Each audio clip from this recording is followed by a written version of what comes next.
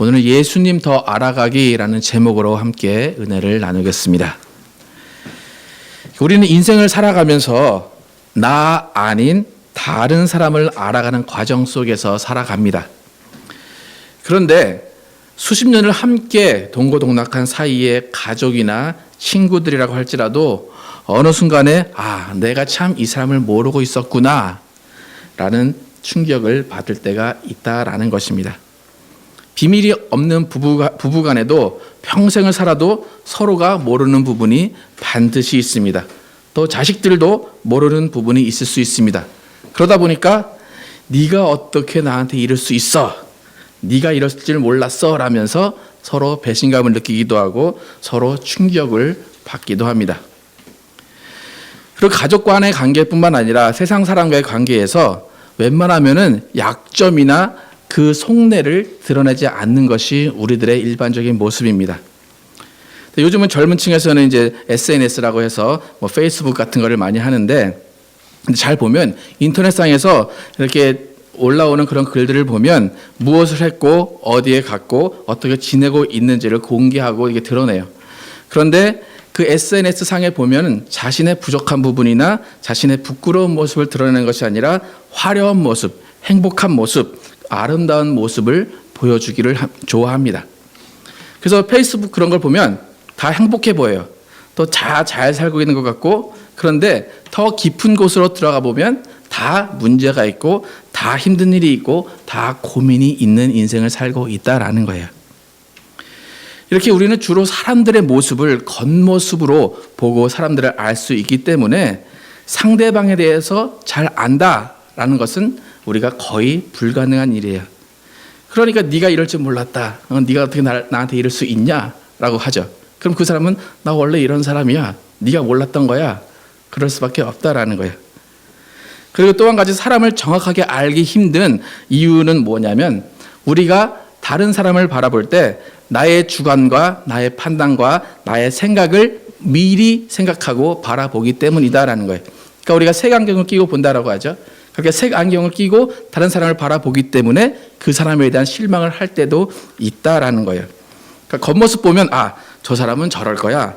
저 사람은 좀 사납게 생겼네. 그러니까 저 사람은 성격이 안 좋을 거야. 라는 그런 선입견을 갖고 보기 때문에 어떤 사람을 대할 때 상처를 받기도 한다라는 거예요. 여러분, 사기꾼 중에 사기꾼처럼 생긴 사람은 아무도 없어요. 그죠?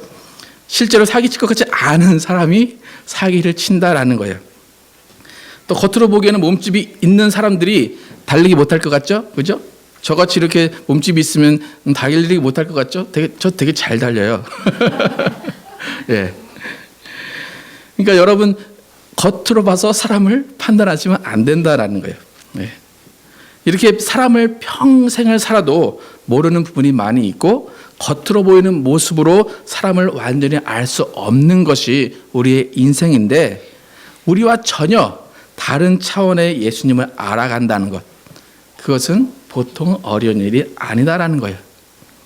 예수님을 한 번에 다 알 수 있다. 나 예수님 어떤 분인지 알아.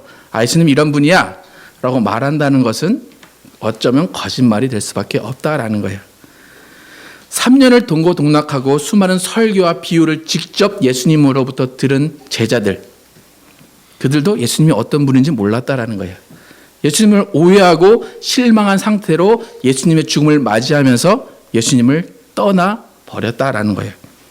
그들은 예수님의 겉모습만 봤어요. 화려한 모습만 봤어요. 능력 있는 모습만 봤어요. 그런 모습을 보고 자기들의 시각으로 바라봤기 때문에 예수님을 정확히 알 수 없었다라는 거예요. 3년을 동고동락한 제자들이 그 정도다라면 우리가 예수님을 바로 알아가는 것, 그것은 절대로 하루아침에 이루어지는 일이 아니다라는 거예요. 우리는 예수님을 한 번 만나고 경험했다고 해서 예수님은 이런 분이야 라고 딱 그 생각만 가지고 있다면 반드시 또 우리는 다른 모습의 예수님을 보면 실망할 수도 있다라는 거예요. 그러니까 우리의 신앙생활이라는 것은 뭐냐면 매일매일 예수님을 알아가는 지혜와 지식과 그런 깊이가 넓어져 가는 것이 신앙생활이다라는 거예요. 오늘 하나를 알았다면 내일은 둘을 아는 것, 그것이 신앙생활이에요. 그러니까 예수님을 처음 믿었을 때 예수님을 알았어요. 2년이 지났어요. 10년이 지났어요. 그 10년 사이에 예수님은 한 모습의 예수님이 아니라 그 10년간의 모습의 예수님이다라는 거예요. 그러니까 10년간의 예수님의 사랑과 예수님의 은혜는 전혀 다를 수밖에 없다라는 거예요. 그렇기 때문에 신앙생활은 지루할 틈이 없어요. 원래 신앙이 재미없거나 교회 다니는 것이 따분하다 느끼는 분들은 예수님을 만나는 그런 재미와 그런 알아가는 신앙을 하지 못하고 있기 때문이에요. 그러니까 교회가 다른 목적으로 다니고 다른 목적으로 교회 생활을 하고 있기 때문에 지루하고 결국에 더 이상 알아갈 예수님이 없고 더 이상 알아갈 사람들이 없기 때문에 교회를 떠나기도 한다라는 거예요.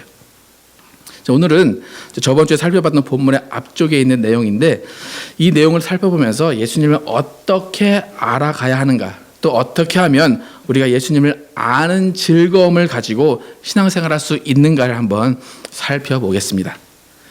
첫 번째는 성도 간의 영적인 대화를 통해서 예수님을 더 알 수 있다라는 거예요. 성도 간의 영적인 대화를 통해서 예수님을 더 알 수 있다라는 거예요. 사실 성도 간의 대화, 예수님에 관한 대화를 하면 그것은 완벽하게 예수님에 대해서 알 수 있진 않아요. 완벽하게 예수님을 설명하진 못해요. 하지만 성도 간의 영적인 대화를 할 때에 우리는 예수님에 대해서 깊이 알 수 있는 출발을 할 수 있다라는 거예요. 오늘 본문 13절과 14절 함께 같이 읽어보겠습니다. 13절과 14절 같이 읽겠습니다. 13절과 14절 같이 읽겠습니다. 시작. 그날에 저희 중 둘이 예루살렘에서 25리 되는 엠마오라 하는 촌으로 가면서 이 모든 된 일을 서로 이야기하더라.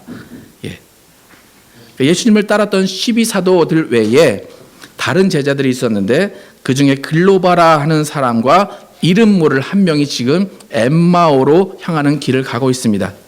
근데 그들은 그 길을 걸으면서 예수님의 죽으심과 예수님의 시체가 없어진 그 부활 사건에 대해서 지금 이야기를 하고 있습니다. 잘 보시면 12사도는 다 도망가고 없어요. 지금 다 숨어 있어요. 집안에 꽁꽁 문 닫고 숨어 있어요. 그런데 그나마 예수님의 죽음을 지켜봤다라고 추측이 되는 이 글로바와 다른 한 사람이 길을 걸으면서 예수님에 대해서 이야기를 하고 있습니다. 이 두 사람이 나눈 대화는 예수님이 들으시기에도 아직 예수님에 대해서 모르는 그런 대화였어요. 예수님이 이 대화를 들으셨을 때 답답하셨어요.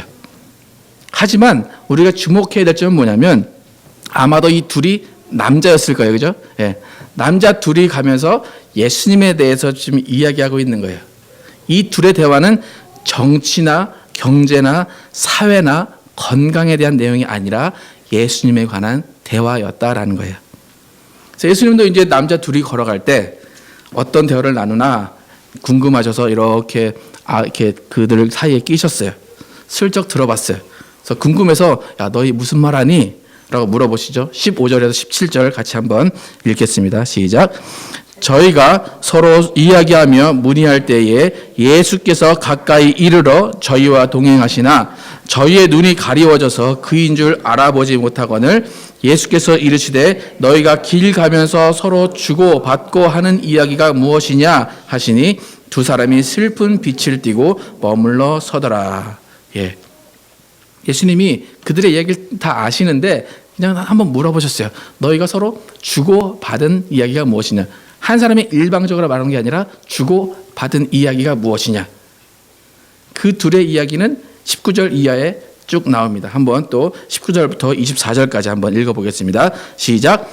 나사렛 예수의 일이니 그는 하나님과 모든 백성 앞에서 말과 일에 능하신 선지자연을 우리 대제사장들과 관원들이 사형 판결에 넘겨주어 십자가에 못 박았느니라. 우리는 이 사람이 이스라엘을 구속할 자라고 바랐노라. 이뿐 아니라 이 일이 된 지가 사흘째요. 또한 우리 중에 어떤 여자들이 우리로 놀라게 하였으니 이는 저희가 새벽에 무덤에 갔다가 그의 시체는 보지 못하고 와서 그가 살으셨다 하는 천사들의 나타남을 보았다 함이라. 또 우리와 함께한 자 중에 두어 사람이 무덤에 가 과연 여자들의 말한 바와 같음을 보았으나 예수는 보지 못하였느니라. 예수님이 옆에 있어요. 계세요. 근데 이 제자들은 예수를 못 봤다. 예수님 시체는 없어졌는데 예수님 어디 계신지 모르겠다. 그러니까 이렇게 답답한 내용의 예수님의 대화를 나누고 있습니다. 그런데 중요한 것은 이 둘이 예수님의 대화를 나누고 있을 때 예수님이 그들과 함께 하셨다라는 거예요. 마태복음 18장 20절에 보면 두세 사람이 내 이름으로 모인 곳에 나도 그들 중에 있느니라 라고 미리 말씀하셨던 예수님께서 예수님에 관한 이야기를 하는 두 사람 그 사이에 함께 계셔서 함께 이야기를 하고 계셨다라는 거예요. 여러분 함께 신앙생활 하시는 옆에 성도님들과 또 주위에 다른 신앙생활 하시는 분들 두세 분이 모이면 주로 무슨 이야기 하십니까, 여러분? 주로 오늘 인터넷에서 뉴스가 된 이야기하거나 아이들 이야기하거나 아니면 남편 이렇게 막 하는 이야기를 하거나 물건 뭐 싸게 산 이야기, 주로 제가 많이 하는 물건 싸게 산 이야기를 하거나 그런 이야기 많이 하죠. 예. 주로 예수님 이야기 많이 하십니까? 예수님께서 교인들 둘셋이 모여 있는 곳에 딱 오셨어요. 그래서 무슨 이야기 하나? 나도 한번 껴볼까? 딱 왔는데 교인들끼리 하는 얘기가 오늘 어느 집사, 어느 뭐 장로, 어느 권사 뭐 그렇게 입고 왔대. 응? 오늘 우리 교회 목사님 왜 저렇게 얼굴이 퉁퉁 부었대? 그런 말하면서 우리 교회 이런 애 저런 애라고 하는 이야기만 들린 다음에 예수님은 그 안에서 함께 대화하실 내용이 없다라는 거예요. 그렇지 않고 비록 서로 부족해요. 서로 예수님을 알아가는 것이 부족하지만 예수님의 은혜와 예수님의 사랑을 받은 것에 대해서 서로 주고 받고 대화를 나누고 있다면 예수님은 그 대화에 끼고 싶으실 거예요. 또 지켜보시고 더 많은 은혜와 사랑의 대화가 오갈 수 있도록 더 많은 은혜와 사랑을 체험할 수 있도록 예수님께서 도와주실 것이다 라는 거예요.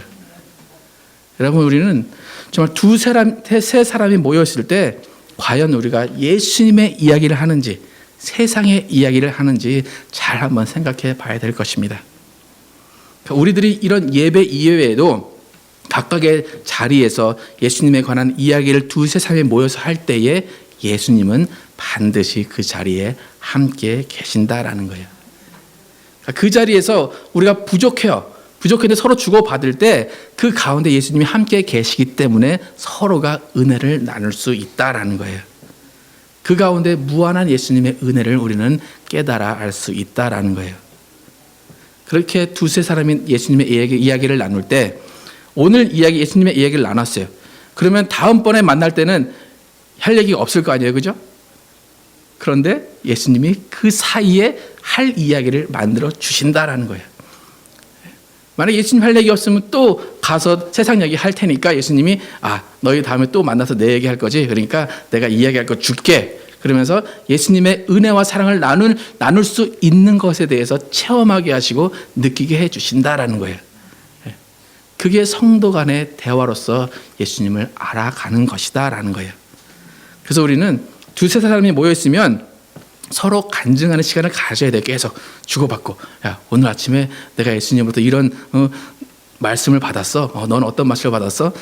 나 모르겠는데 그게 아니라 나도 이런 사랑을 받고 이런 은혜를 받았어 라고 말하면서 예수님에 대한 지식과 예수님에 대한 사랑을 우리가 더 많이 느끼고 알아가야 된다라는 것입니다.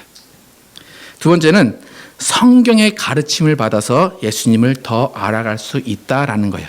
성경의 가르침을 받아서 예수님을 더 알아간다라는 거예요. 지금 예수님은 엠마오로 가는 두 사람의 대화를 들으셨어요. 그리고 안타까운 마음이 드셨어요.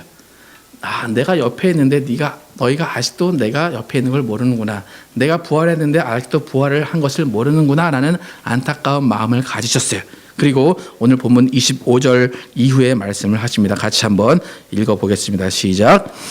가라사대 미련하고 선지자들의 말한 모든 것을 마음에 더디 믿는 자들이여 그리스도가 이런 고난을 받고 자기의 영광에 들어가야 할 것이 아니냐 하시고 이에 모세와 및 모든 선지자들의 글로 시작하여 모든 성경에 쓴 바 자기에 관한 것을 자세히 설명하시니라. 이른바 성경에 쓴 바 자기에 관한 것을 자세히 설명하시니라. 성경의 가르침을 받아서 우리가 예수님을 알 수 있다라고 했는데 여러분 라면 있죠? 라면 가장 잘 끓이는 방법 여러분 아십니까? 라면을 어떻게 하면 가장 잘 끓일까요? 제가 가르쳐 드릴까요? 라면 봉투 뒤에 써 있는 대로 똑같이 하시면 가장 맛있는 라면이 됩니다. 물도 넣으라는 대로 똑같이 넣고 끓이는 시간도 똑같이 끓이면 가장 맛있는 라면이 됩니다. 또 가전제품을 사든지 이제 새로운 물건을 사면 보통 사용 설명서가 들어 있습니다. 그렇죠? 근데 그 사용 설명서에는 이 제품을 가장 잘 사용할 수 있는 것이 어떤 방법이다라고 쭉 설명을 해놨어요. 그런데 이제 여기 남자분들 계신데 보통 남자분들은 물건을 사면 뜯자마자 사용 설명서 버립니다. 그죠? 자존심이 허락하지 않아요.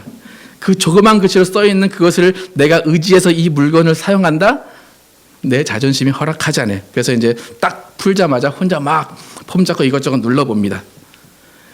근데 그나마 예전 가전제품들은 설명서 안 읽어도 그냥 다 작동할 수 있었어요. 근데 요즘에 가전제품들은 너무나 다양한 기능들이 들어있어가지고 설명서를 읽지 않으면 도저히 알 수가 없는 것들이 많아요. 전기밥솥 같은 경우에도 예전에는 밥 이렇게 물 채워서 넣고 버튼 넓적한 거 딱 하나만 딱 누르면 밥이 됐어요. 그죠? 근데 요즘에 나오는 밥솥은 그렇게 넓적한 버튼이 없어요. 아무리 찾아볼래도 버튼이 없어요. 핸드폰 터치 이렇게 하듯이 밥솥도 이렇게 센서가 있어서 터치하는 그런 버튼이 있어서 그래서 전원을 켜도 음악 나오고 뭐 다다다 이렇게 음악 나오는데 밥을 할 수가 없어요. 버튼이 없는 것 같아요. 그래서 이제 제 와이프가 이제 밥을 해놓고 이제 저는 밥을 이제 풀 때가 있는데 풀 때가 되면 이제 밥솥이 이렇게 앞에 있고 밥솥 뚜껑을 열어서 풀려고 딱 하면은 밥솥이 자꾸 뭐 시작하겠습니다. 띠리리 자꾸 그래요. 그래서 얘가 왜 그러나 그랬더니 밥솥을 열고 제가 앞으로 다가가니까 제 배가 자꾸 그 버튼을 건드리는 거예요. 그래가지고 시작합니다. 계속 그러는 거예요. 그러니까 우리가 이게 제가 이제 밥을 풀 때 요즘 어떻게 푸냐면 옆으로 이렇게 비켜가지고 이렇게 펴요. 그래가지고 앞에 버튼이 안 닿게. 네. 아무튼 이렇게 라면을 가장 잘 끓이는 방법이나 가전제품을 잘 사용하는 방법은 그 제품의 설명서를 잘 읽고 써야 하는 것처럼 우리가 예수님을 가장 잘 알 수 있는 방법은 어느 누구의 가르침, 나의 어떤 고집이 아니라 예수님에 관해 쓰여 있는 성경의 가르침을 받는 것이다라는 거예요. 예수님도 말씀하셨잖아요. 성경은 나에 대해서 말하는 것이다. 그러니까 예수님을 만나는 최고의 좋은 방법은 성경을 통해서 만나는 것이다라는 거예요.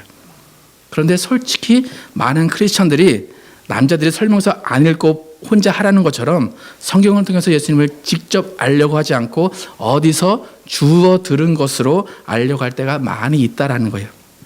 그러니까 조금 귀에 솔깃하면 그 말씀이 정말 맞는 줄 알고 우르르 몰려가요.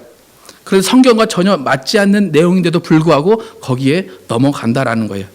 그러니까 특히 한국에 이단이 많은 이유가 뭐냐면 성경에서 예수님을 알려고 하지 않고 사람의 설교를 통해서 사람의 말을 통해서 하나님을 알고 예수님을 알려고 하기 때문에 한국에 또 이단이 많이 있다라는 거예요. 예수님도 지금 예수님께서 그들에게 이 제자들에게 성경을 펴서 알려주셨다라는 거예요. 예수님은 자신이 그 말씀이신데도 불구하고 야, 내가 하는 말 잘 들어. 그것이 아니라 성경을 펼치셔서 그걸 확인해 주셨다라는 거예요. 사도행전 17장 11절과 12절을 함께 같이 한번 읽어보겠습니다. 11절과 12절 시작.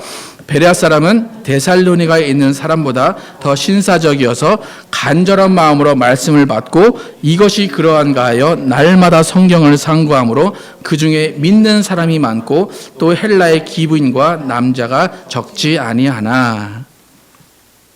베레아 지역에 사는 사람들이 있었는데 그들은 신사적이었대요. 그래서 간절한 마음으로 말씀을 받았다라고 그래요. 그런데 그들이 간절한 마음으로 말씀을 받았음에도 불구하고 그들은 바로 그것을 믿지 않았다라는 거예요. 그들이 간절한 마음으로 말씀을 받은 후에 반드시 거치는 과정이 있었는데 그것은 뭐냐면 본인들이 들은 말씀, 귀로 들은 말씀을 정말 그러한가 하여 성경을 펼쳐서 확인했다라는 거예요. 이 사람들은 말하듯이 신사적으로 간절한 마음으로 들었어요. 의심하면서 아예 저 말 아닐 거야. 저 목사님 틀린 말일 거야. 그게 아니라 정말 간절한 마음으로 받았어요. 그럼에도 불구하고 다시 한번 성경을 통해서 확인하는 과정을 거쳤다라는 거예요. 여러분들 이 사람들은 의심하던 사람이 아니다라는 거예요. 간절한 마음으로 받은 사람들이에요. 혹시 이 사람들이 저 사람들 믿음이 없어서 설교도 잘 못 믿고 그래서 믿음이 없는 사람이야 라고 할 수 있지만 12절에 뭐라고 그랬어요? 그 중에 믿는 사람이 많고 라고 나와요. 그죠? 정말로 믿음에 있는 사람들이 성경을 통해서 들은 말씀, 그들이 들은 말씀을 성경을 통해서 확인하고 예수님이 정말 그런 분이신가를 확인하는 사람들이 믿음이 있는 사람이다라는 거예요. 그리고 헬라의 귀부인과 남자가 많다라고 그래요. 좀 전에 설명서 귀찮아서 버리는 남자들 많이 있다고 얘기했는데 베레아에 사는 남자들은 그렇지 않았던 것 같아요. 예수님에 대한 말씀을 꼼꼼히 보고 그 말씀을 통해서 예수님을 알아가는 그런 과정을 거쳤다라는 거예요. 여러분, 설교자 설교를 의심하라라는 것이 아니에요. 비판의 눈으로 바라보라라는 것이 아니에요. 하지만 들은 말씀이 정말로 내 것이 될 수 있도록 직접 말씀으로 확인하고 날마다 성경을 상고해야 된다라는 거예요. 그래야 그 말씀이 여러분의 심령과 마음판에 새겨질 수 있다라는 거예요. 우리가 잘 아는 말씀 중에 로마서 10장 10절에 사람이 마음으로 믿어 의에 이르고 입으로 시인하여 구원에 이르느니라 라는 말씀이 있습니다. 그러니까 처음에 귀로 듣는 과정이 있었어요. 그러면 그 다음에 마음판에 새겨서 믿는 과정이 필요하다라는 것을 말하고 있어요. 믿음이라는 것은 뭐냐면 성경을 펼쳐서 그 성경의 말씀이 마음판에 새겨질 때 우리의 믿음이 생긴다라는 거예요. 성경을 펴고 매일매일 읽어가는 과정 가운데 의가 생기고 입으로 예수님을 인정하고 구원에 이른다라는 말이에요. 보통 사람들이 로마서 10장 10절을 그냥 한 1분 만에 5분 만에 이루어지는 일이라고 생각을 하는데 절대로 그렇지 않다라는 거예요. 입으로 예수님을 시인했어요. 그런데 너무 많은 사람들이 예수님을 입으로 시인하고도 다시 세상으로 돌아가는 그런 많은 사람들이 있다라는 거예요. 또 그 입으로 다시 예수님을 저주하기도 한다라는 거예요. 예수님을 제대로 알고 마음으로 믿어서 의에 이르고 예수님을 주라 시인했다면 그 사람은 평생을 예수님과 함께 살 수 있는 사람이 되어야 된다라는 거예요. 그러니까 예수님을 입으로 주라 시인한 입에서는 절대로 남을 비방하거나 저주하는 말이 나와서는 안 된다라는 거예요. 야고보서 3장 8절과 9절에 이렇게 말씀합니다. 혀는 능히 길들일 사람이 없나니 쉬지 아니하는 악이요 죽이는 독이 가득한 것이라. 이것으로 우리가 주 아버지를 찬송하고 또 이것으로 하나님의 형상대로 지음을 받은 사람을 저주하나니 한 입으로 찬송과 저주가 나는도다. 내 형제들아 이것이 마땅치 아니하니라 라고 말해요. 성령으로 예수를 주라 시인했다면 그 사람의 입에서는 찬송만 나와야 된다라는 거예요. 그 입에서 찬송과 저주가 함께 나와서는 안 된다라는 거예요. 그런데 왜 많은 크리스찬들의 입에서 찬송과 저주가 함께 나오냐라는 거예요. 그 이유는 뭐냐면 귀로 들은 말씀은 많아요. 많은데 그 말씀이 마음에 새겨지지 않았기 때문이다라는 거예요. 그 말씀이 마음에 새겨져서 삶을 주장해야 되는데 들은 말씀은 있는데 마음에 새겨진 말씀이 없기 때문에 그 말씀으로 삶을 살아가지 않기 때문에 찬송과 저주가 함께 나오는 믿음이 없는 생활을 한다라는 거예요. 예배 시간엔 천사 같은 미소를 짓다가 예배 딱 끝나고 식당에 가서는 마귀의 얼굴을 하고 남을 욕하는 그런 모습의 교인들을 여러분 많이 보셨을 것입니다. 그 개인의 성품이 잘못된 것도 있어요. 하지만 근본적인 원인은 그 안에 말씀이 없기 때문이에요. 결국 그 안에 믿음이 없다라는 거예요. 믿음은 말씀이 있을 때 믿음이 생겨요. 그리고 분명히 성경은 항상 기뻐하라라고 말했어요. 그건 말씀이에요. 그 말씀이 그 사람 마음 안에 있었다면 식당에 가서도 기뻐하고 어디 가서든지 다 기뻐할 것이다 라는 거예요. 우리는 평생 동안 예수님을 알아가야 돼요. 그런데 그 예수님은 우리의 언어 속에도 함께 계시고 믿음의 대화 속에도 함께 계시는 분이다라는 거예요. 이 시간 앉아 있을 때만 계신 게 아니에요. 우리가 세상에서 친구들을 욕하는 그 순간에도 예수님은 함께 계신다라는 거예요. 그러면 예수님이 그 모습을 보실 때 어떻게 생각하실 것이냐라는 거예요. 네가 정말 나를 예수로 주라 시인했냐? 나를 주로 시인했냐? 근데 그 입에서 어떻게 저주가 나오고 그 입에서 어떻게 욕이 나오냐라고 말씀하실 거다라는 거예요. 우리의 믿음의 대화는 말씀을 근거로 해서 그 말씀을 지키는 가운데 대화가 이루어져야 한다라는 거예요. 여러분, 제가 이렇게 설교를 하는데 저는 제 설교를 항상 다시 들어요. 그러니까 특히 주일 설교는 한 5번, 6번을 다시 듣는데 제가 이 설교를 듣고 막 잘했네 만족하기 위해 듣는 것이 아니라 정말 제가 한 설교자로서 제가 설교한 설교가 정말 성경에 그러한 것을 말했는가, 내가 내 생각을 말하지 않았나, 내가 내 감정을 드러내지 않았나, 그런 것을 체크하고 그런 것을 확인하기 위해서 제 설교를 항상 다시 듣는다라는 거예요. 그리고 다시 한번 성경을 상고하고 다시 한번 성경을 확인한다라는 거예요. 여러분, 예수님을 알아가는 것은 소문으로 아는 것이 아니에요. 풍문으로 아는 것이 아니에요. 남이 그렇다더라. 그게 아니라 내가 성경을 통해서 확인한 예수님을 우리는 믿는 것이다라는 거예요. 예수님이 오늘 본문에서 뭐라고 말씀하셨습니까? 25절에 가라사대 밀어나고 선지자들의 말한 모든 것을 마음에 더디 믿는 자들이여. 이 말이 뭐냐면, 왜 성경을 믿지 않고 다른 사람들의 말에 솔깃하고 그것을 따라가느냐라고 책망하시는 거예요. 성경을 보고 성경을 확인하고 성경을 믿으라라고 말씀하시는 거예요. 그러니까 예수님이 직접 성경을 피셔서 가르쳐 주셨다라는 거예요. 여러분, 성경, 우리가 가지고 있는 성경은 하나님의 말씀이고 완벽하게 예수님을 소개하고 있는 책입니다. 여러분, 이 성경 밖에서 예수님을 소개한다, 따라가지 마세요.